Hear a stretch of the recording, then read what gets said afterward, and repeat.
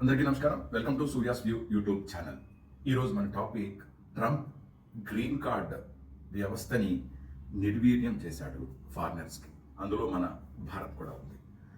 ఇదివరలో ఎవరైనా అక్కడ కనుక మన కపుల్స్ పిల్లలు అక్కడ భర్త అయితే కనుక గ్రీన్ కార్డ్ వచ్చేది వాళ్ళకి. ఇప్పుడు ఆ వ్యవస్థను మొత్తం రద్దు చేశాడు.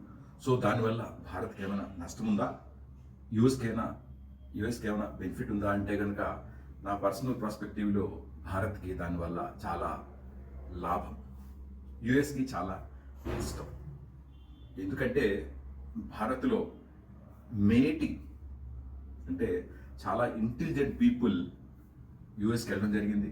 అక్కడ మన టాలెంట్ని చూపించి వాళ్ళ జీడిపిని మన వాళ్ళు వృద్ధి చేస్తున్నారు. ఇది ఆల్మోస్ట్ కొన్ని సంవత్సరాలుగా జరుగుతూనే ఉంది.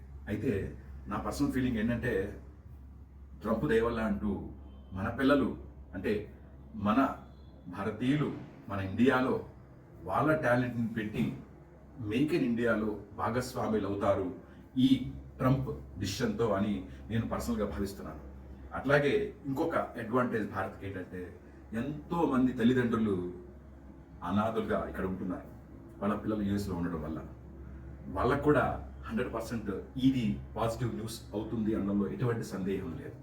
అయితే యూఎస్కి ఎట్లా నష్టం అనేది చూసుకుంటే కనుక 100% టాలెంట్ కనుక నువ్వు రిస్ట్రిక్ట్ చేస్తే నీ జీడిపి తగ్గడంలో ఎటువంటి సందేహం లేదు అని నా personal opinion.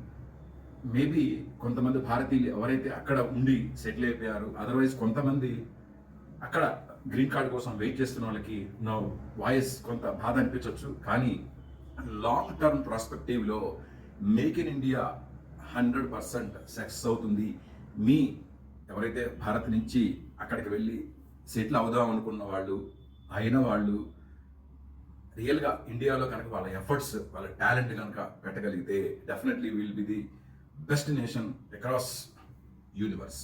Already we proved. Okay, ఇప్పుడు చైనాకి మేడ్ ఇన్ చైనా అనే దానికి మేడ్ ఇన్ ఇండియా అనేది ఒక ధీటైన జవాబుగా ఇప్పుడు నరేంద్ర మోడీ గారి నాయకత్వంలో అవుతోంది. అట్లాగే మనం మన టాలెంట్ని మన ఇండియాలోనే కనుక ఉంచగలిగితే ఉన్నట్లయితే definitely will be the number 1 in the universe.